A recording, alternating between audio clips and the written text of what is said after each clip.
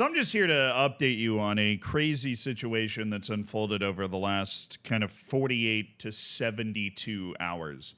I have run 18 miles in the last 2 days. That's it. That's the crazy situation. I ripped through it, and I'm talking no stops. I'm talking not even breathing hard when I finished. Good, like actual marathon race pace type of shit. So very, very excited about that. I am obviously running the marathon to raise money. Not obviously at all. I haven't mentioned this once. I'm running the marathon to raise money for the Boomer Esiason Foundation. Every time this is the second time I've run the New York Marathon, but every time I've done it, it's been to raise money for the Boomer Esiason Foundation. So I'm not putting anything in the description yet, but I might in the future. So I'm just warning you because I'm donating half the money up front myself towards their goal, just because I think that it's a very good cause. But if that's something you'd be interested in donating to, I will. Whatever. You get where I'm going with that. I feel absolutely no pressure or actual need to do that. I just felt like I should mention it because more money for charity is a good thing. But the actual crazy shit that's been developed, I mean, not that me running 18 miles over the last 2 days, that's some pretty crazy shit.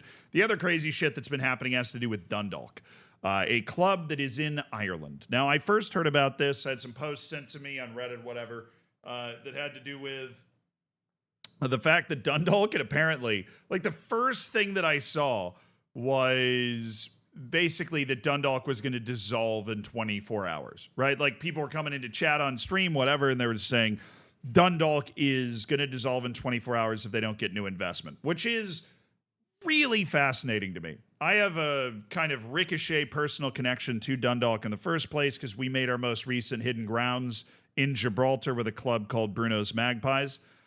In that club, Bruno's Magpies had played Dundalk in Europe last year, right, is part of a qualifying match, and they gave him a really good game, actually. But from that, I knew that Dundalk had actually been doing pretty well in the League of Ireland. I mean, they were playing in European competition. That is pretty good success, and normally you don't end up screwed so massively financially when you're at least making it into European competition out of a league like Ireland. But Dundalk, very impressively, apparently, decided that they were going to waste all that money anyways, and that they had put themselves in a pretty shitty situation. But upon further investigation, I discovered that it wasn't exactly that the club was going to liquidate in 24 hours if they didn't find new investment. They put out a club update that said, "We are fully aware of the rumors and false information that's circulating on social media. Our owners in discussions with different groups domestically and overseas. The next 24 hours is a critical time for the club, and we hope that we can get a deal done that keeps us going forward.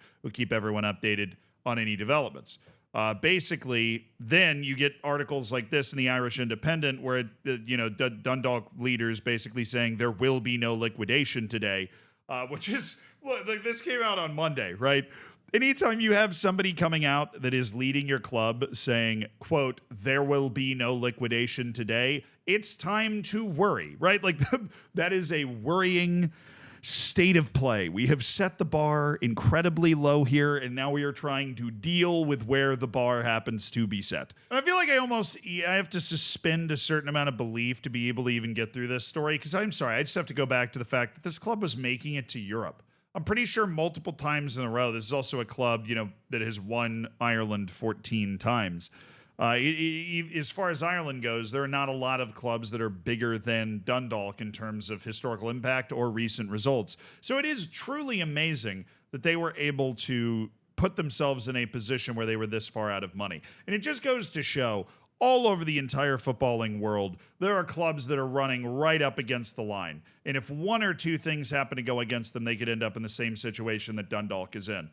It's a conversation nobody wants to have, but finances in the world of football are kind of broken in most places, and there are a lot of clubs that are hanging on by a thread, particularly because of the COVID pandemic and the amount of money that robbed from a lot of clubs, obviously. But we have Mr. There will be no liquidation today because there's negotiations going on. The actual owner, his name is Brian Ainscough, or Ainscough, or whatever. And he was quoted as saying, "I've been close to deals before and it hasn't happened, so we'll see how it goes, but I'm still fighting in the fight to make sure that there's a club for everyone going forward." Again, all of this is massively concerning. Even though the club account said that the deadline wasn't 5 p.m. as fans had feared that the club was going to fold if a deal hadn't been agreed.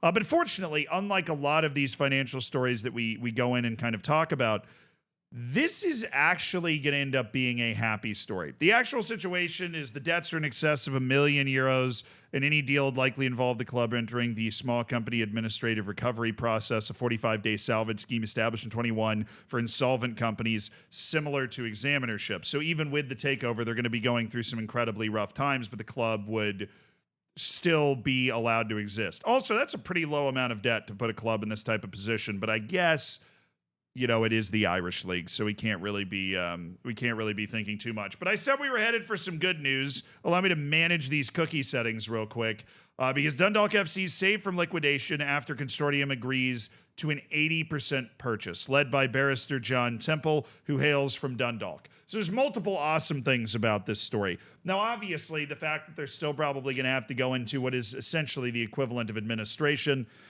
is not great.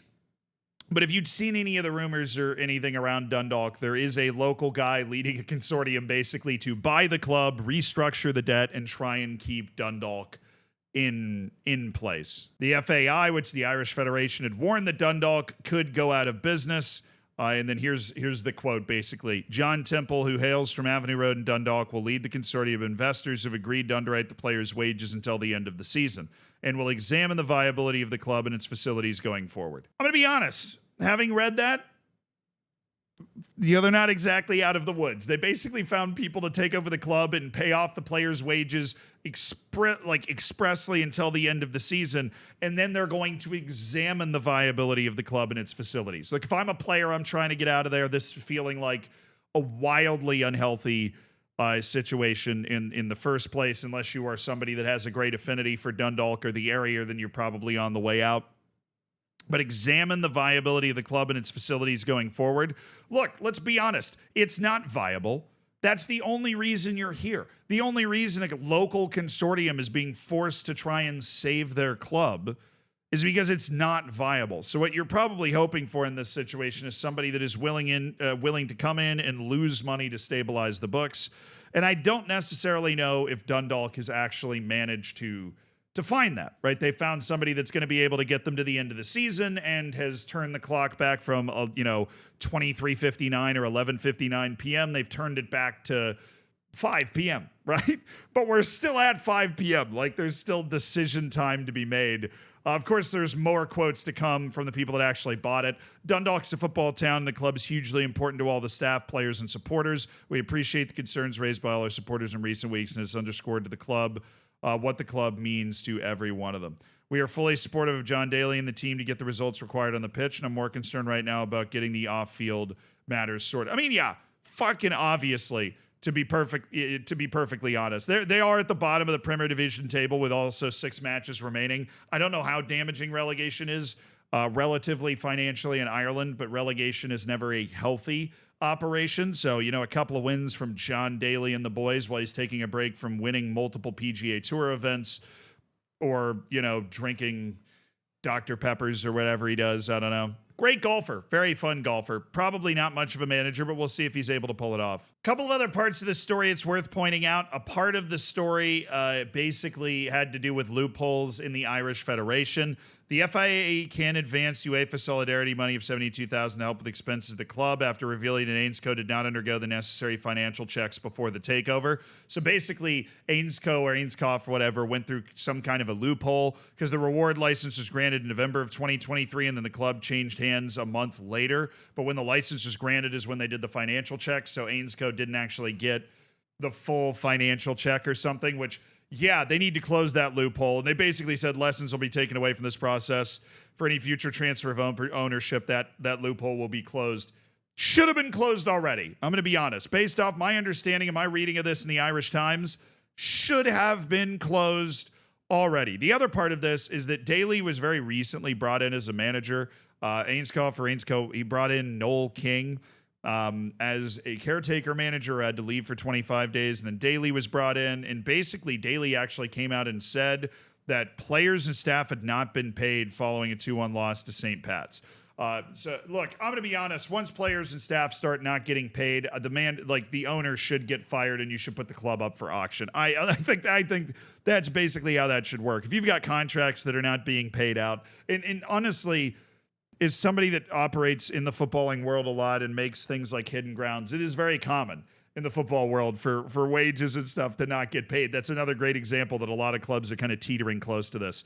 But yeah, this situation was absolutely terrible. It sounds like this guy never, ever, ever should have been the owner of the club in the first place. But at least there is some silver lining. So a club that had this spectacular announcement that it would fold in 24 hours if it didn't get investment. Turns out that wasn't true, but they were in the shitter, and now they've been saved by some local guys that are at least footing the bill for the wages for the rest of the season to see if they can turn around their Premier Division fortunes, which I'm going to be honest, if you're bottom of the table, probably going to be a little difficult, but they do just need to get ahead of Drogheda United, who's 1 point ahead of them. So, maybe Drogheda United does have 1 point in hand, or one match in hand, though.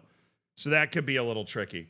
We'll see what happens. I mean, I don't usually keep up with the Irish League, but I'm sure whatever's happening with Dundalk is going to be front and center on my feed. I'll seek it out. We'll look it up on stream and see if they're actually able to pull this off and survive. Because literally the survival of the club might be hanging in the balance. And that just sucks, doesn't it? That just sucks.